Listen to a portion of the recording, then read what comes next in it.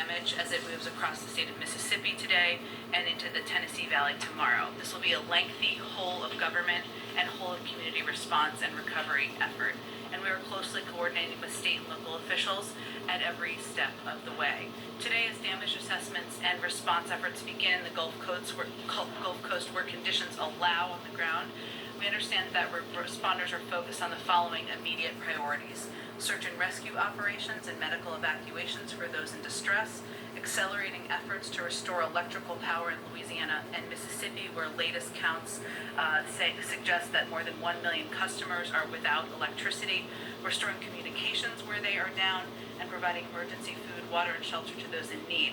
In parts of Louisiana, including New Orleans, energy companies have reported catastrophic damage to their transmission systems. We don't yet know how long this will take for the local utilities to repair, but clearly that's a big priority for everyone involved. It could be weeks to get everything fully back up and running.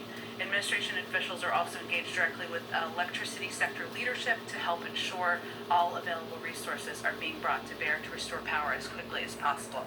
As you all saw, the President just spoke with governors and mayors from impacted communities, and he was at FEMA's National Response Coordination Center yesterday to receive the latest updates on the response operations and to thank the hardworking staff who are working around the clock to support state and local response efforts.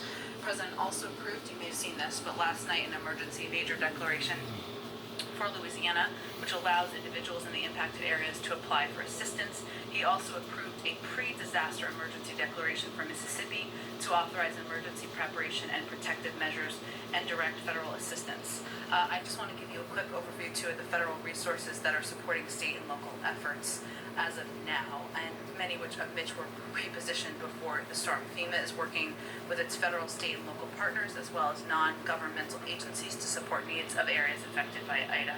The agency positions supplies such as meals, water, and generators to assist states with impacts from the storm. More than 3,600 FEMA employees are deployed to Alabama, Florida, Georgia, Louisiana, Mississippi, and Texas, and are ready to provide additional support as needed. FEMA has staged more than 3.4 million meals, millions of liters of water, more than 35,700 tarps, and roughly 200 generators. Hundreds of additional ambulances and air ambulances have also been moved into the area. 7 FEMA Incident Management Assistance Teams, IMATs, and 17 Urban Search and Rescue Teams have been activated, along with debris subject matter experts. The Department of Health and Human Services is deploying a 250-bed federal medical shelter to Alexandria, Louisiana, and the U.S. Coast Guard has 27 rotary or fixed-wing aircraft, and the Department of Defense has 60 high-water vehicles and 14 rotary-wing aircraft repositioned to assist with rescue efforts. Shelters are open in affected areas throughout the Gulf Coast across the impacted states, and they're implementing steps to prevent the spread of COVID-19.